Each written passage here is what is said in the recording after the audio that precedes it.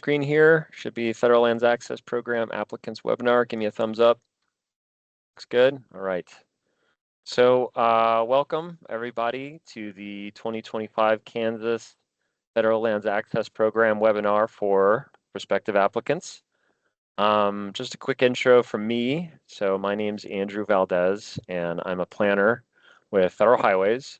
But I did spend many years in local government, submitting a number of successful and unsuccessful FLAP applications. So, you know, I've been in your shoes, and I'm here to help and be your resource through the process. We did slot a couple of hours for today. I've got about 45 slides to go through. So maybe the presentation itself is going to run, you know, maybe about an hour, and then we got plenty of time for Q&A afterwards. I do have some housekeeping and disclaimers and legal mumbo jumbo before we begin. So bear with me as I read this stuff off. Except for the statutes and regulations cited, the contents of this presentation do not have the force and effect of law and are not meant to bind the states or the public in any way.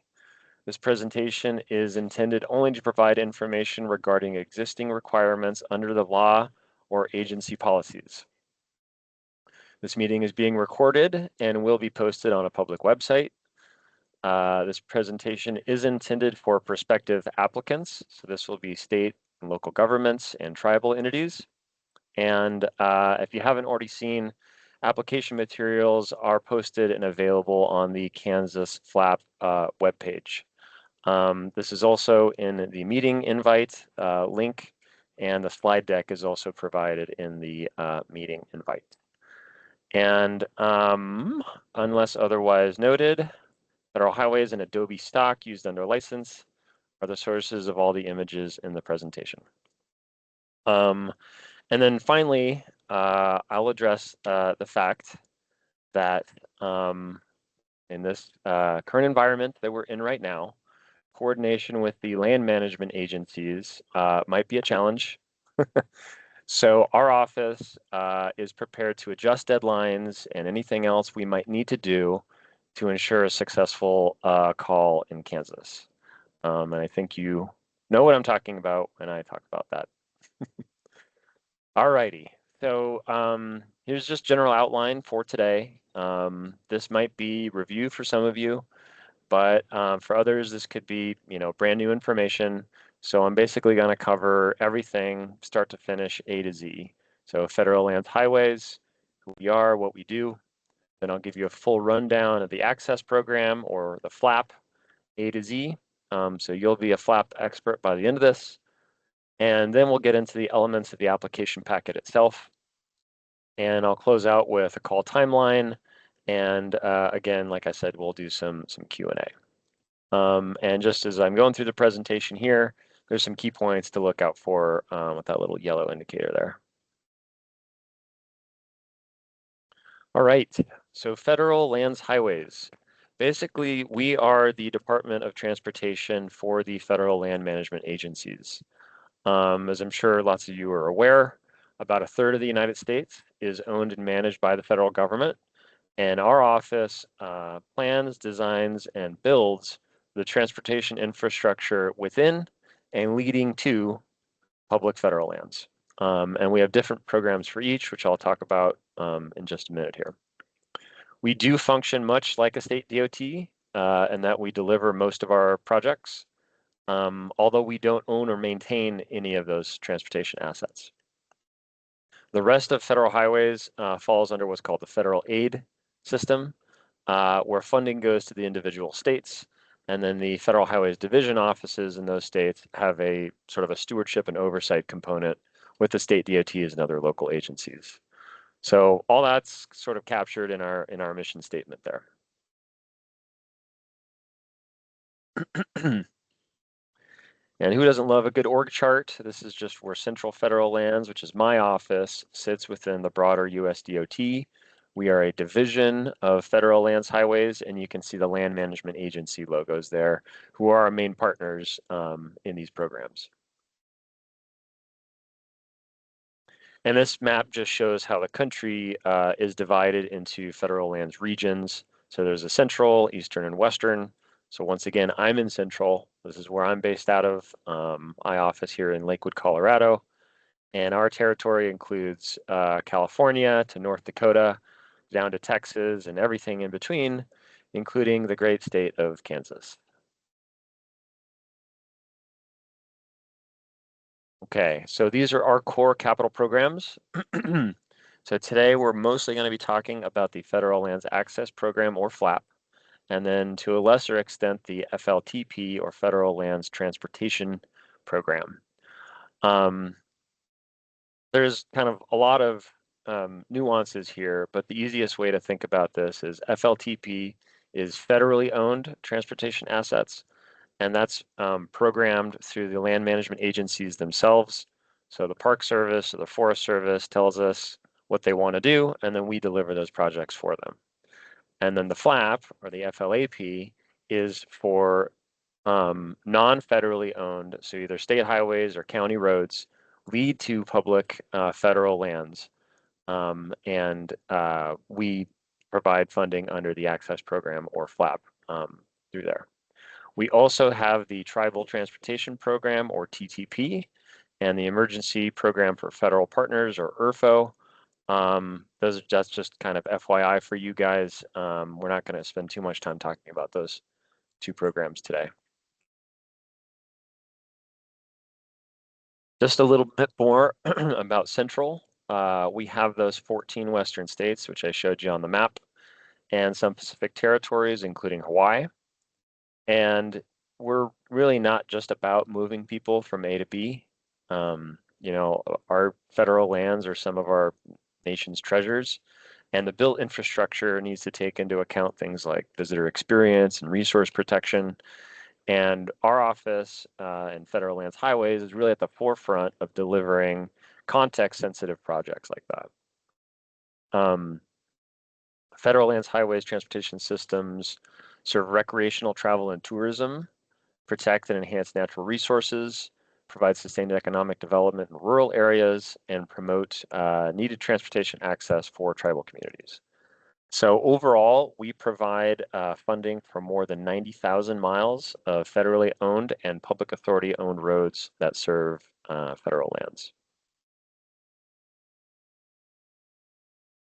Central sort of fills a niche in the transportation infrastructure ecosystem.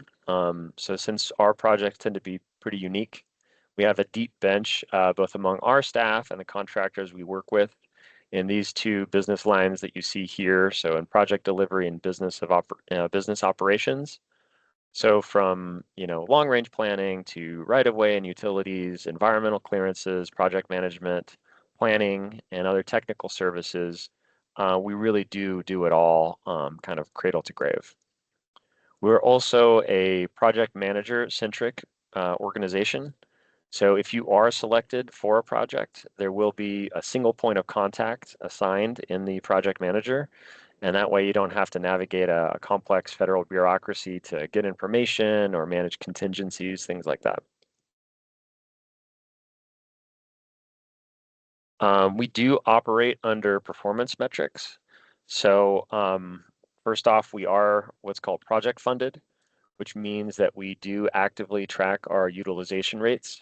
And for that, we want to see over 75% of those dollars going towards projects and not going towards administration and overhead. We do also aim to obligate over 95% of program funds on a yearly basis so that we're not carrying over anything year to year. So we really are incentivized to, service the clients, service the land management agencies, and get those funds out the door and investment on the ground. And even though we do have a number of architecture and engineering firms on contract, we do try to deliver a majority of our work in-house, and that keeps our staff trained and up to date. And as part of project closeout, we send out satisfaction surveys, and there we also shoot for 85% and above. Okay, so that's Federal Lands Highways. Moving on to the Access Program now. So This is a program that's authorized by Congress in national transportation legislation. So it first came around in MAP 21 back in 2012, and it's been continued through every transportation bill through our current one, which is the Infrastructure Investment and Jobs Act, or EJA. EJA authorized around $300 million per year of its life for the Access program from 2022, and it expires at the end of fiscal year 2026, so next year. And FLAP's purpose is to improve non-federal transportation facilities that provide access to, are adjacent to, or sometimes located within federal lands, with an emphasis on what are called high-use recreation sites and federal economic generators, which we'll get into a little bit later. So we'll start with just basic eligibility. So per the legislation, any public highway, road, bridge, trail, trailhead, or transit system located on or adjacent to federal lands is eligible. Improvement activities include rehabilitation, restoration, new construction or reconstruction, engineering and environmental compliance, operations and maintenance of transit facilities, and planning and research. But title or maintenance responsibility must be vested with a state, county, local government, or tribal government. So the non-federal facility owner is the primary applicant, being you guys. Or there is some eligibility for federally owned routes if the local agency consents to maintain the facility through a formal agreement. And we can provide examples of those if agreements are needed. There were some changes to the access program under IIJA. There did used to be a local match requirement, and now it's optional. It can help in certain situations, which I'll get into in a minute here. And now there's also expanded eligibility for what are called context-sensitive solutions. So these are projects that preserve scenic, aesthetic, historic, or environmental resources. So you could think of like a raised boardwalk over a wetland or an aquatic organism passage over a stream. And there's also eligibility now for signage, wayfinding, landscaping, and other visual mitigations. So that would be things like berms and landscaping and things. Typically, those elements by themselves wouldn't be competitive in a FLAP application. We would want to see the primary component of the project be some sort of transportation facility that enhances access. But now they can be included in a larger project package. All right, so pictures are always worth 1,000 words. So just wanted to run through some common eligibility scenarios on the map here of Rocky Mountain National Park. So at the top there, you've got a road or a trail or some kind of facility that starts outside the federal lands and then ends somewhere inside the unit boundaries. That whole alignment, the locally owned segment there in red and the federally owned segment there in blue, all of that alignment could be eligible in an application. Again, if the local entity agrees to assume maintenance responsibilities of the federally owned segment.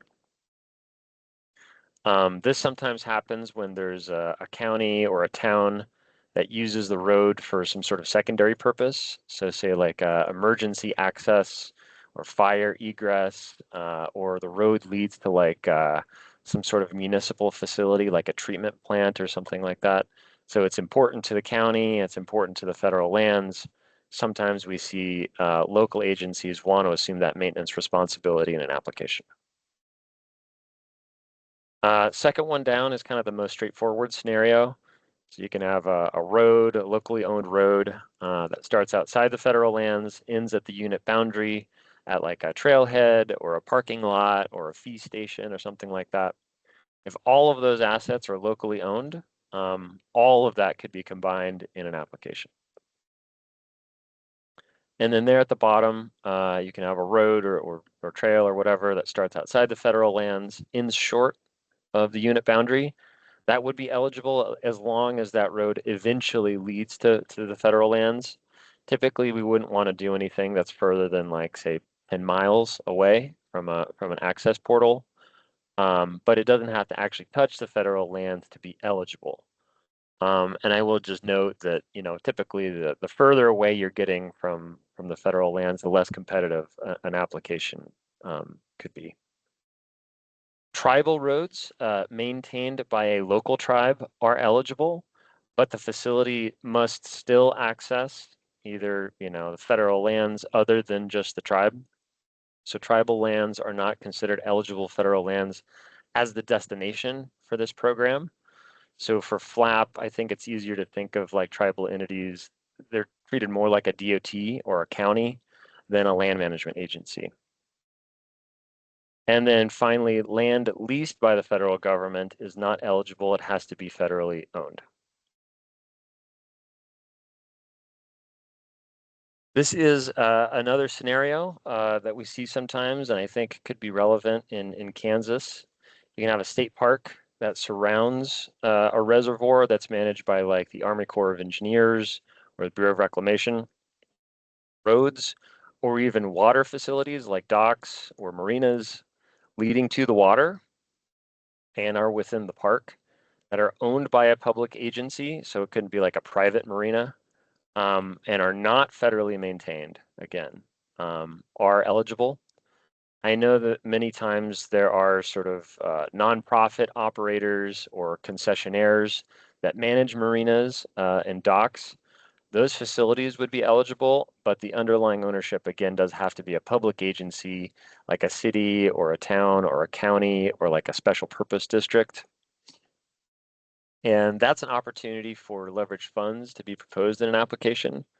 So like say if the state park or the operator is already planning some improvements to, the campgrounds or the water facilities or parking lots, for example, all of those improvements could be bundled into one application for either us to deliver or the state park could just request FLAP funds and use those to supplement the project that they're already delivering.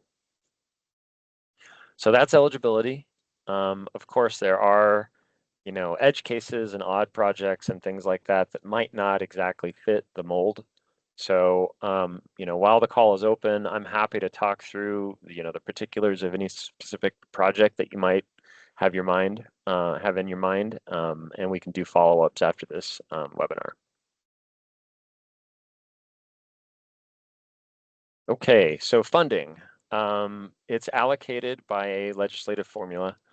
And this essentially hasn't changed since the first authorization under MAP 21. And it's essentially a function of the percentage of federal lands within a state and the federal public roadway mileage by state. So this is how the funding shakes out on a national basis. Unsurprisingly, Western states are, more heavily favored in this program.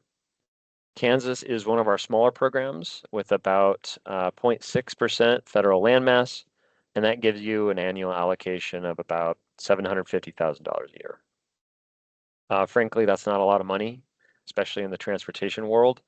But if we're talking, unpaved roads and trails and natural surface trailheads, planning projects or research projects, and other leveraged opportunities with partners, that funding can start to go a little bit further. I will also note that we typically program anywhere from 2 to 4 years of funding in any call. So, in this call for projects for Kansas, we could be talking, maybe $3, maybe $4 million worth of projects.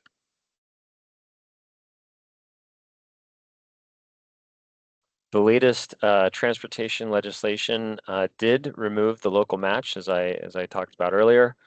But this is what the local match requirements used to be. So in previous years, Kansas applicants had to come up with a 20% local match. This does, help with lowering the barrier to entry for some, less resourced local agencies. But of course, this puts, more pressure on our limited program dollars. And I'll just say there are instances where it does make sense for a local or state agency to want to partly or mostly fund a project with either federal aid or other local funds, and then just use FLAP as sort of a supplementary source. And then they could still use us, CFL, to deliver the project. That's not uncommon, and of course helps us expand the program in any state. I'll talk a little bit more about this later, but essentially if you have a roadway where half of the daily traffic is accessing the federal lands and the rest of the usage is either local or through traffic, we would want to see typically commensurate local funding proposed in the project application, since the roadway is sort of a dual purpose, dual usage. Okay, so a little bit more on funds leveraging. So we don't use leverage funds as a scoring criteria, but to the extent that applicants can bring additional resources to the table, we can expand the program in the state and deliver more projects. So it's kind of a rising tide lifts all boats. And here's a rundown of eligible leverage funding sources. So, obviously cash match with federal aid or other local general funds is the most straightforward and preferred. FLTP projects can also count as leveraged funds. So again, the FLTP program is the one for federally owned transportation assets. So generally, if there's an FLTP project and the need extends beyond the federal boundaries, it would make sense to bundle those projects into one package for us to design and deliver. There's significant savings when we can do projects like that. And there is a place to indicate that in the application, which I'll point out in a minute here. And when we are able to have conversations with our land management partners, we're going to be making them aware of this possibility as well. So unlike other federal grants, or most federal grants, we can match FLAP funds with other federal competitive sources. So FLAP is kind of unique that way. So sometimes FLAP could be used to supplement funds that have already been awarded in a larger grant program like Build or Infra, if you're familiar. And that might even improve the scoring of an application, as it would lower the risk profile of a project. So that's something to keep in mind. We do also work with the applicants to develop a payment program that's flexible. So if, for example, a county was contributing general funds on a project, you don't need to have all of those funds up front. And we do work through that through a reimbursable agreement and a payment schedule. And just to note here, we can't receive private or nonprofit funding directly. Here's a little bit more on that FLAP, FLTP leverage angle. As I said, these two programs can be bundled, and we do like to see that. There are some conditions. The Programming Decision Committee, or PDC, and the FLMA concur on the project. And I'll talk a little bit more about the PDC later here. Obviously, we want to see the projects, be contiguous or at least adjacent to each other. And then the project has to be managed as one delivery package so that we can realize those economies of scale. And then in certain situations, the PDC may also request local agencies to contribute funding, but this is sort of figured out on a case-by-case basis. And again, here's another graphic example of how a joint FLTP, FLAP project could work. So say you have a $1 million flat project to improve a county road to the entrance of a national forest, so that segment there in blue. And separately, there's an FLTP project to improve, the red segment there, the scenic drive, to the parking area and campground there. Those projects could be combined, like I was talking about, in the application. And this has, benefits to all parties. It can, save money on project delivery from us, obviously. The applicant has a low or no cost burden, and then we can design the whole thing. We can design and deliver the whole thing in a typically more accelerated schedule than doing two small projects separated by a number of years. Again, when we have the opportunity to engage with the land management agencies in Kansas, we're going to make them aware of this possibility since they are the ones that know about the programming for the FLTP. So hopefully there are some projects in the pipeline that line up with needs on the local access system. All right, so I've talked about this a little bit, but this is project delivery. So CFL, or our office, typically does lead and deliver the selected projects. And there's a place for the applicants to indicate this, and I'll point it out when we go through the application later. That's because this is our business model. It's part of our mission to deliver the program. There are some exceptions to this, things like major highways, bridge repairs, or transit projects, but they are rare. So say if a state or local agency does want to deliver the project, we do put some guidelines around that. First off, there should be a justification for it, such as the state DOT say already underway with a project and they are looking for supplemental funds to finish it out. The Federal Highway State Division Office and state DOT have stewardship and oversight of the project. So there is some, reporting and things that go along with that. And then we'll typically cap the flat funds at a set amount. So the PDC could say, we'll fund this project, but FLAP is only going to contribute X amount of dollars. Beyond that, you're kind of on your own.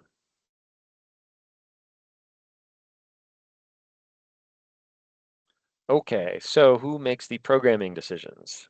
Each state has a programming decisions committee, or PDC. This is a three-person volunteer board that's set up by a charter, and it's made up of a state DOT rep, a local government rep, and then our office, Federal Highways, has one seat. So you can see the PDC responsibilities there on the slide, but essentially it's their task to just ensure proper management of the program and program funds from a statewide perspective. It's not their job to, advocate for special projects in their districts or anything like that. It's non-political. Now, what you don't see here is FLMA representation on the PDC. Each state has a FLMA technical advisory group, or what we call a TAG. These are typically FLMA reps from the regional or national levels, and they will advise the PDC, but they don't have a vote on the board. And that's just because we want to give the asset owners a final say, and we don't want the PDCs to deadlock. All that being said, feedback from the FLMAs is very important, so that is something that we take into account when we're going through deliberations.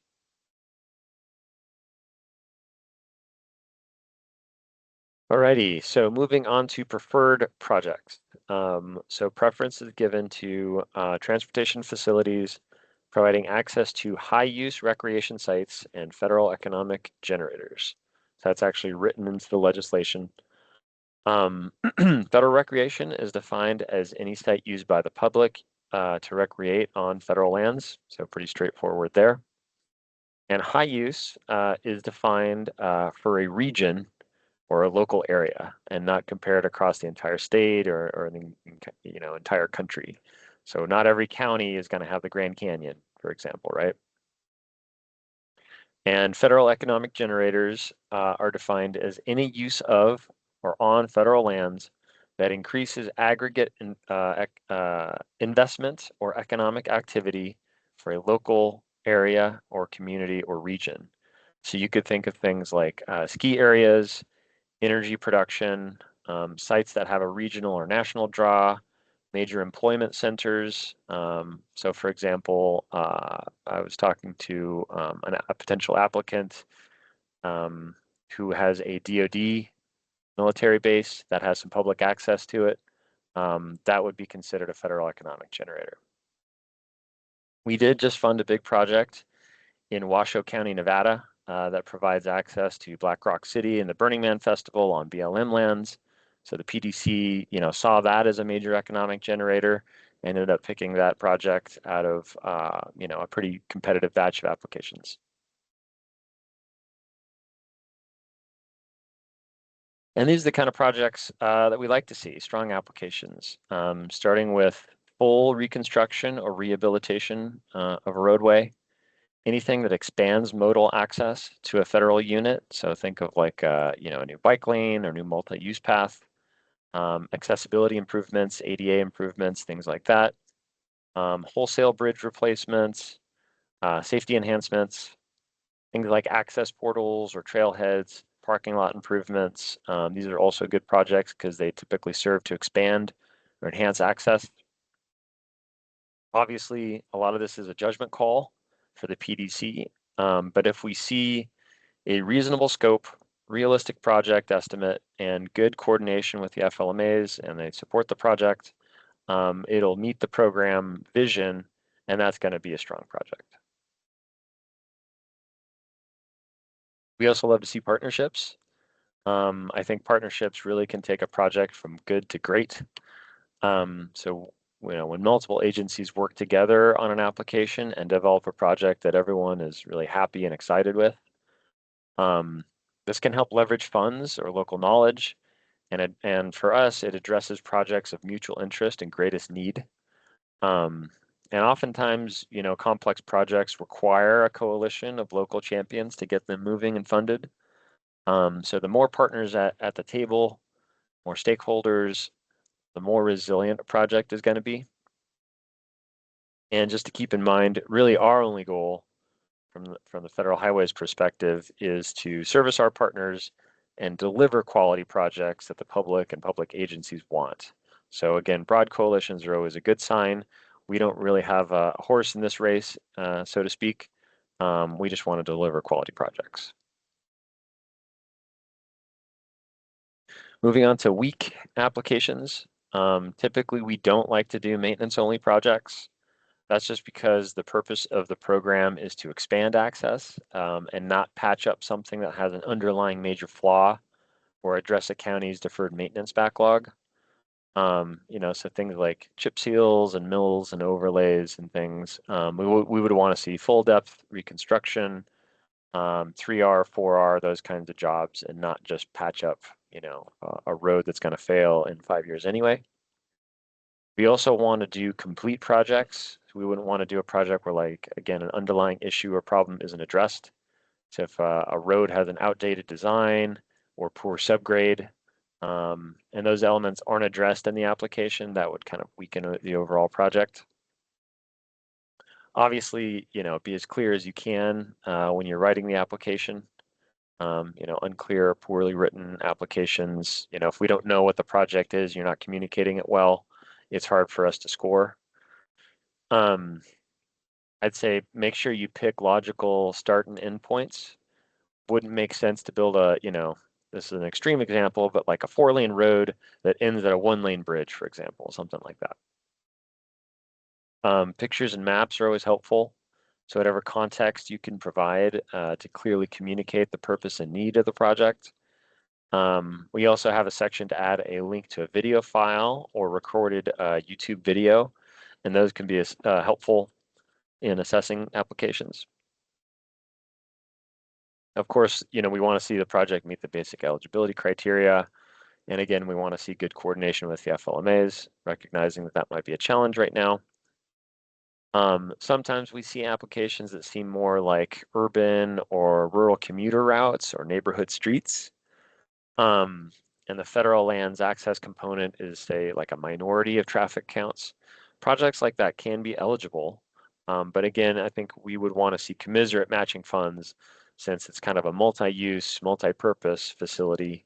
And the federal lands access component might be secondary to its primary purpose as like a commuter route or a local road.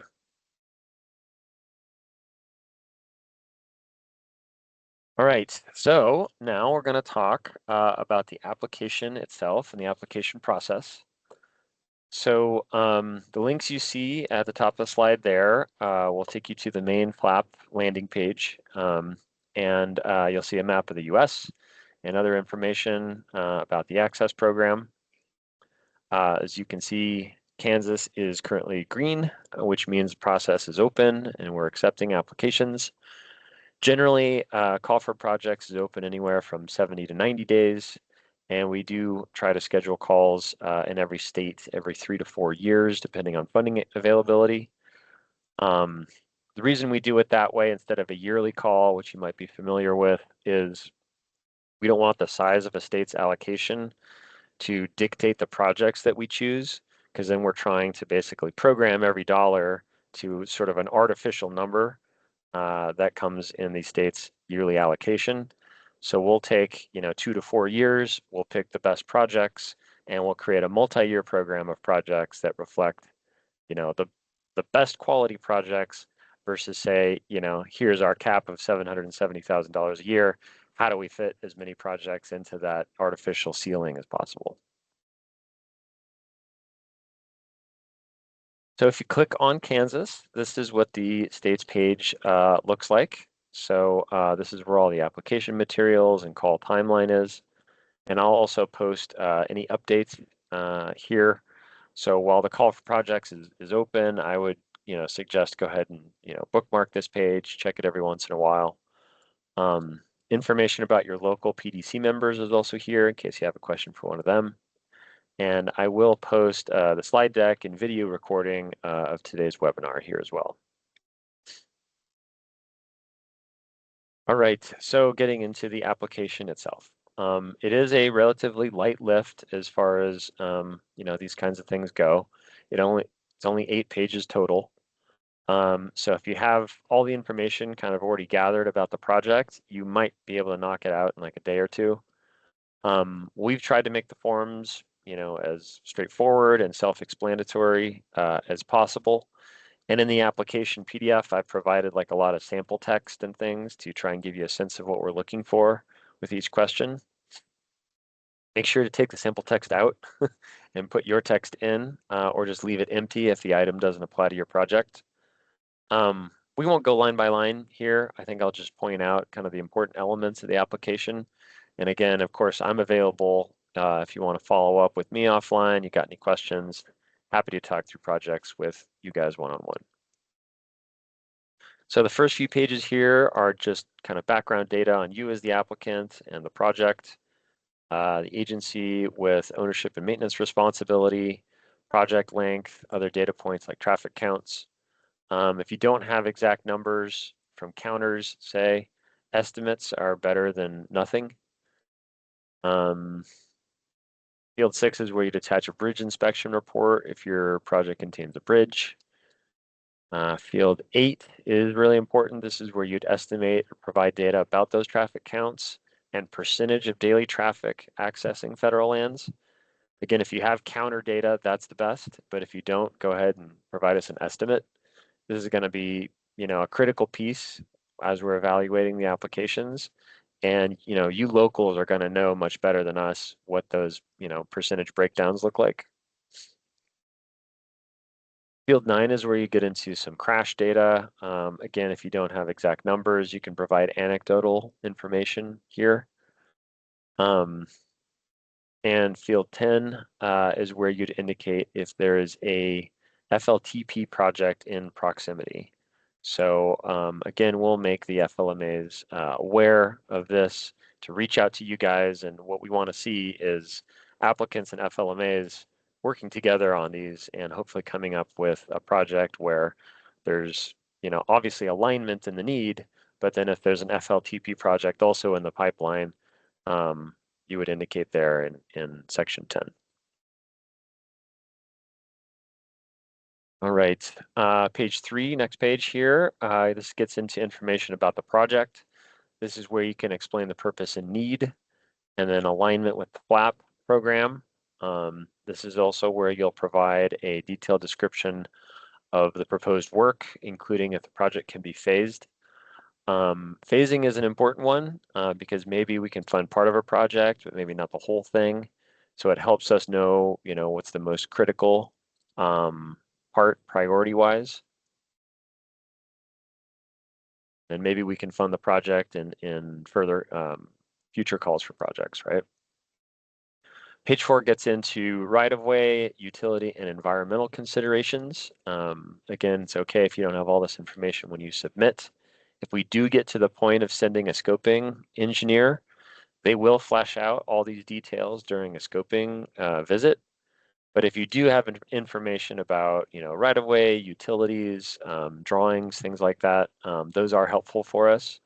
So your local public works office, roads department, or if it's a state highway, state DOT can help you out with this. And this is also where you'll indicate the proposed lead agency there in field 10. Again, typically this will be our office, Central Federal Lands, unless there's a good reason for another agency to assume the project. Next page is cost estimation and funding sources. So this part is really for us to just get sort of a rough order of magnitude cost. We're not trying to get, down to the penny estimates. And we did provide a cost estimation workbook in the application materials that you can download. They are a little technical. So if you have like a roadway engineer on staff that could help you out, that can be helpful. You can also use your own estimating tools and workbooks. In general, I'd say be conservative with your estimates. That is, it's better to overestimate than underestimate cost. This is also where you'd indicate any leveraged funds. So again, non-flap funds, local funds.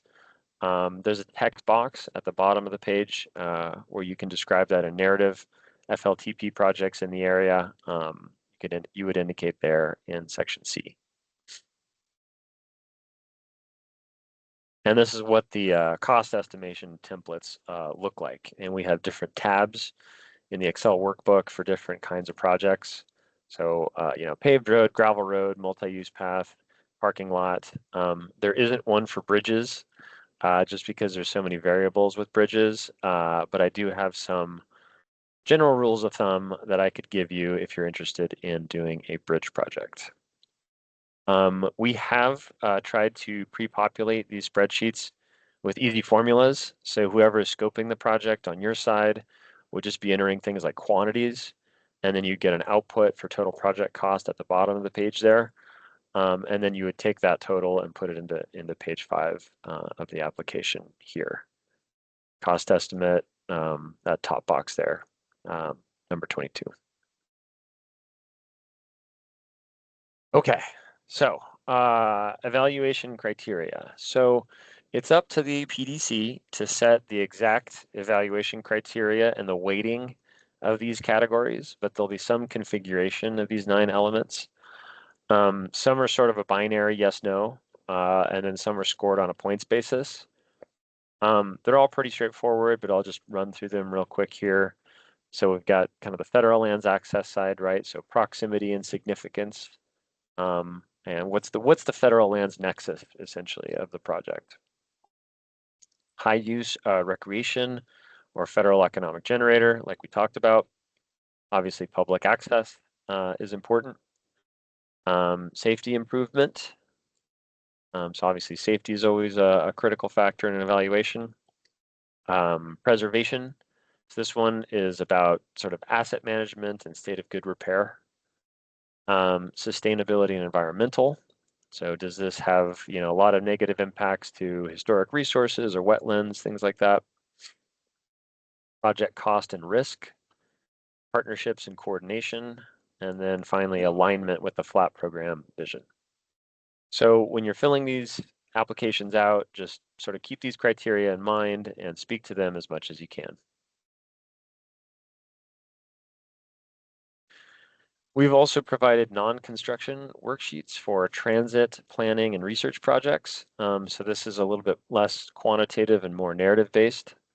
So if you do have a non-construction project, the best projects have a clear path to lead to a future construction project.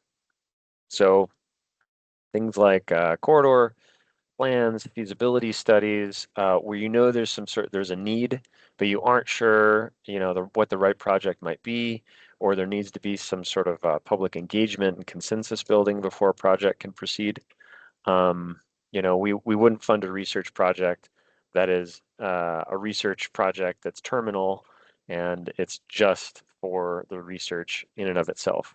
We want to see something that actually leads to construction.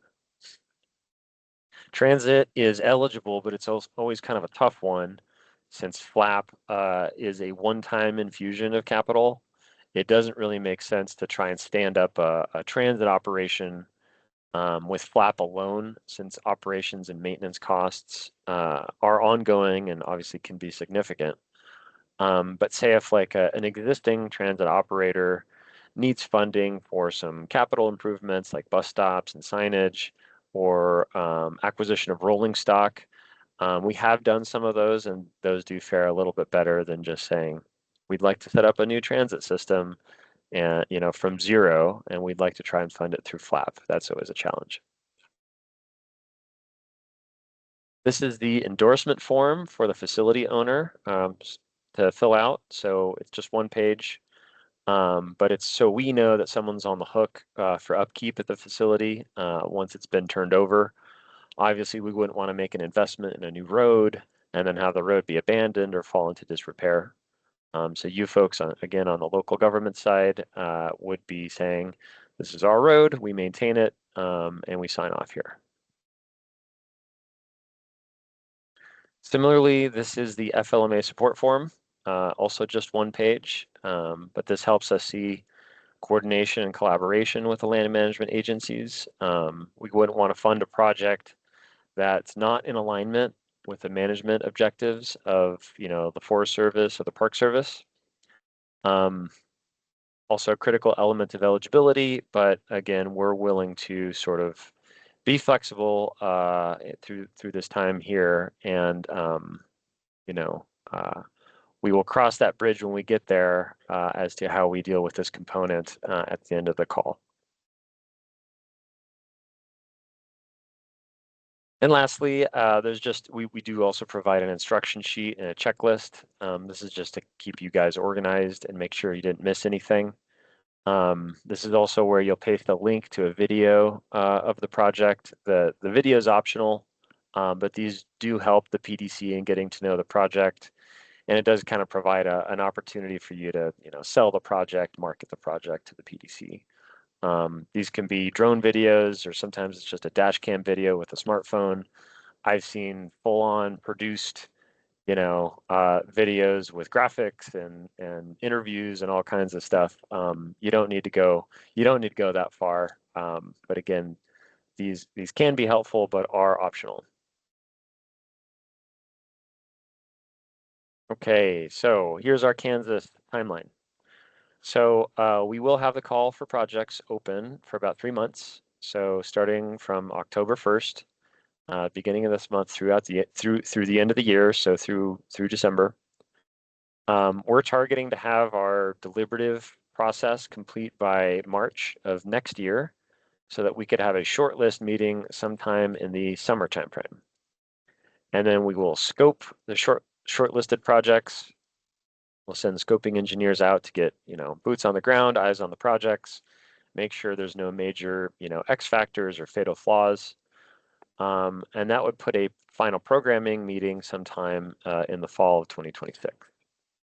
And likely would then give us construction of selected projects sometime in the 28, 29 timeframe. But a lot of that is going to be driven by the kinds of projects that we select. So that can move around.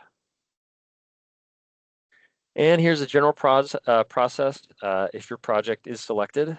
So if you're shortlisted, you'll get a notification letter from us, and we'll set up some meetings to talk through any financial arrangements, if leverage funds are being used. We also have an engagement letter that the project rep will sign. And then we'll work with you as the applicant to set up a site visit for our scoping engineers to sharpen the pencils, refine those cost estimates, and make sure we're in the ballpark. And again, there's no major fatal flaws.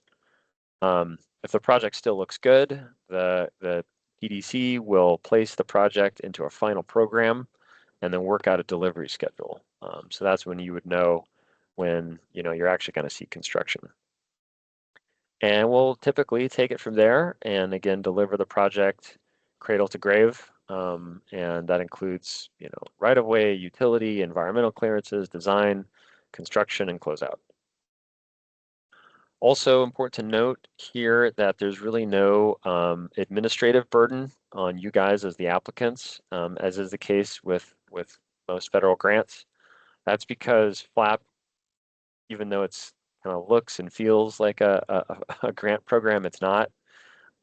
It's what's called a formulaic program, and the funds typically stay on our side, again, assuming we're delivering the project. So even though we run it sort of like a grant that you might be familiar with, it is a formulaic program. So again, getting into the kind of the administrative piece, there's no report. If we're delivering the project, there's no reporting requirements or administrative burden. So it is kind of a lighter touch for you guys on the applicant and local side. As I mentioned earlier, if another agency is delivering the project, there will be some stewardship and oversight by state DOT, and that can get a little more involved from your perspective.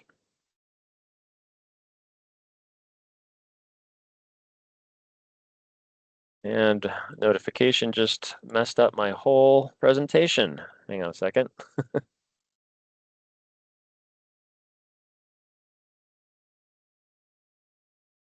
Sorry about that, guys. All right. So second to last slide. We're almost there. We do want to see FLMA coordination. And again, we're all going to have to be flexible in how we deal with this here. I would say if you've got a project in the pipeline, I would get it as far as you can along, and assuming things resolve with our federal partners sometime before the end of the call, you'll be able to get that endorsement form filled out and make sure the project is in alignment with the management objectives of the refuge or park or forest or grassland or whatever the unit might be. So we'll kind of deal with that on a rolling basis, I think. Review program guidance for eligibility. Again, I'm available to talk through eligibility and details of your projects if you'd like to have some follow-up conversations. Test those application forms early. They're all just Adobe PDFs. They're fillable Adobe PDFs. So just download, save them, make sure you can edit them, and you don't want to be down to the wire and find out you got some sort of software issue, right? Answer as many questions as completely as possible. There might be some questions that don't apply to you. That's totally fine, but please answer as many as you can. Less can be more. I would say this is just, use as few documents, exhibits, and words as needed to clearly describe what the need and purpose and project is. Sometimes we just get a whole mess of, supplemental information and, things that are maybe related but tangential to the project, and that can sort of muddy the waters. So, be pithy, be concise, and just give us enough to, clearly communicate what the project is. Again, keep those evaluation criteria in mind, and provide best data available. So if the project is on a state highway, typically a state DOT will have counter data that you can download from state DOT websites. Or if you've got other visitation data from the FLMAs, provide that if it's available. And again, if not, it's totally fine to make estimates and assumptions or provide anecdotal evidence. If you have right-of-way and utility information, provide that, but it's not critical or it's not required. Bridge and pavement reports, again, if available. And all of those things kind of round out a good application and application, project. And again, keep it as concise as necessary to, again, communicate the purpose and need of the project. So That really wraps it up from my side. Even though this is sort of a smaller state and we're kind of dealing with some challenges here on the FLMA side, I think we can still have a successful call for projects in Kansas. Yeah, I'm glad that you all participated today, and happy to hang on as long as necessary to answer questions. Thanks, everybody.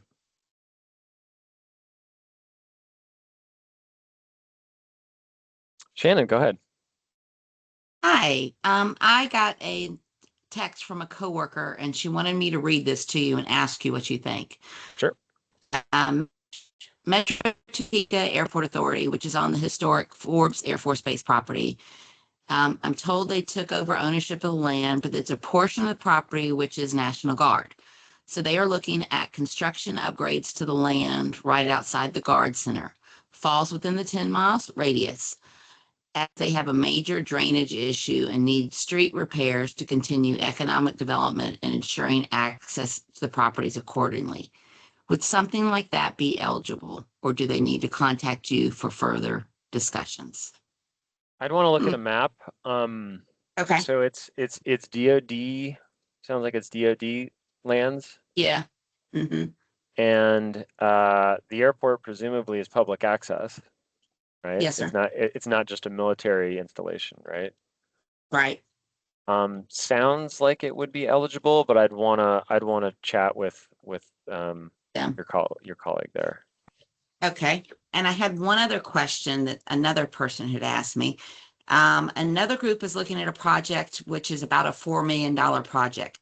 They realize this is above the amount that Kansas is allocated, but they realize that you do multi-year allocations. With that being above the quote $750,000 that Kansas gets per year, is something like that even feasible to ask for? I would say ask for it, and if it's Yep. possible to be phased, Okay. include kind of a phasing plan, or like, hey, this would be the priority element of the project, and Yes, then sir. maybe down the road we could do, right. Okay.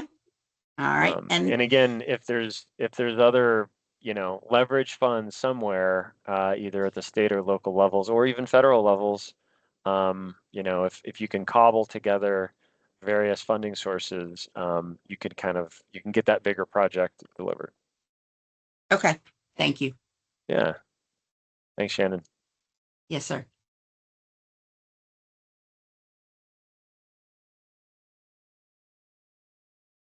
All right. Anyone else?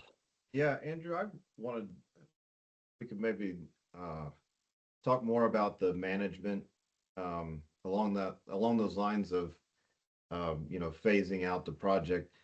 It if this is a program where we're essentially nominating projects to a transportation plan, then as I'm looking at the application, when we start talking about the scope of work and the description of work, uh, it sounds like, well, it doesn't sound like, with Central Federal Lands taking the project cradle to grave, if it's approved, it seems like us coming up with our description of work seems kind of like unnecessary if you all are going to take it over and run the project cradle to grave. I guess maybe could you help clarify how we should be approaching that proposed the description of work Yeah. and kind of that project timeline?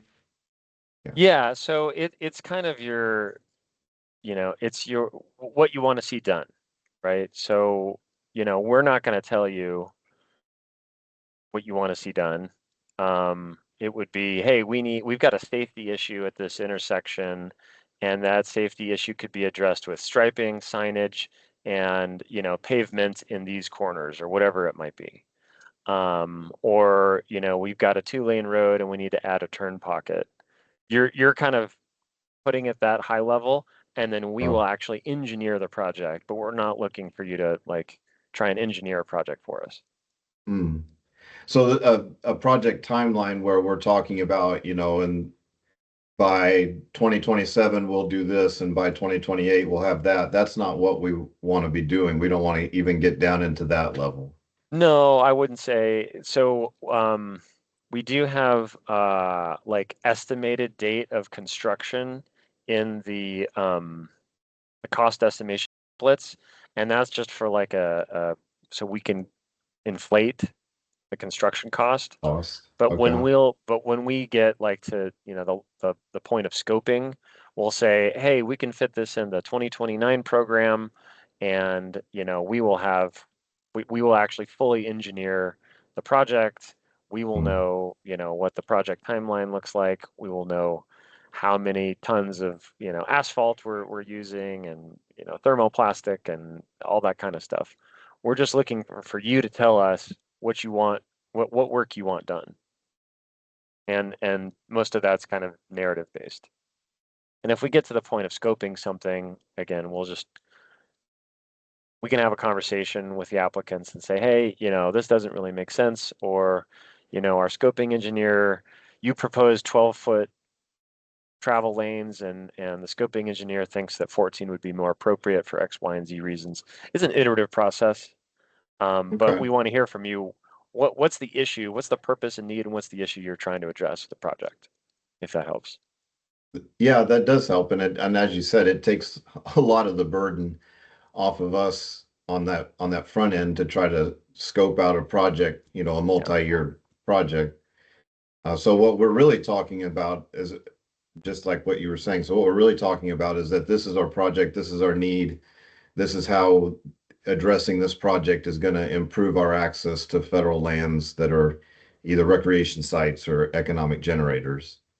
Yeah, bingo. Okay. And then so obviously KDOT is a source for us to kind of leverage those funds. Um, how they're all of KDOT's programs are not, we would not be able to secure any of KDOT's funding by the December 31st deadline. If we had a plan in place, or how certain do we need to be on the leveraged funding end? Yeah. Yeah, I get what you're getting at. Obviously, it's the best if you're like, hey, we already won this award, and Uh-huh. we just need another $1 million or whatever it might be. Right. But you in the narrative, you address, say, we've got a funding strategy that includes the access program for this amount, and we are going to seek additional funds because it's eligible for these other two sources or whatever. And if you give us the call timeline and when decisions might be made on these other funding sources, Okay. then the PDC can kind of make an informed decision and say, hey, we're comfortable funding this project up to X amount of dollars. And if you happen to get, these supplemental funds, maybe we could even fund it further. They would put some bounding boxes around it. So That I would say, swing for the fences, get as much leverage funds as you can. Um, it's great if you've got it in hand, but give us uh-huh. your funding strategy so that the PDC can kind of make a decision. Okay. Well, I mean, the KDOT funding would be something we could secure during the shortlisting and the scoping next, Uh-huh. the course of next year. Um, Yeah. yeah, Yeah, I okay. mean, construction, if say your project is not going to go till 2029, we would probably start design, the year before. So you could have, potentially up to 12, 14, 16 months to hear Okay. back on these other sources. And then if you are successful, then you can maybe do a bigger project. And if you just kind of lay all those contingencies out in your application in the narrative, Hmm. then the PDC would then make, as informed a decision as possible given the circumstances. Okay. All right. Thank you. Yeah, that's helpful. Thank you. Yeah. Yeah, good discussion. Anyone else?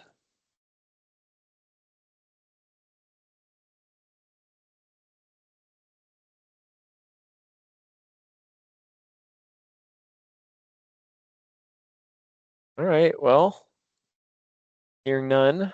Going once, going twice? All right.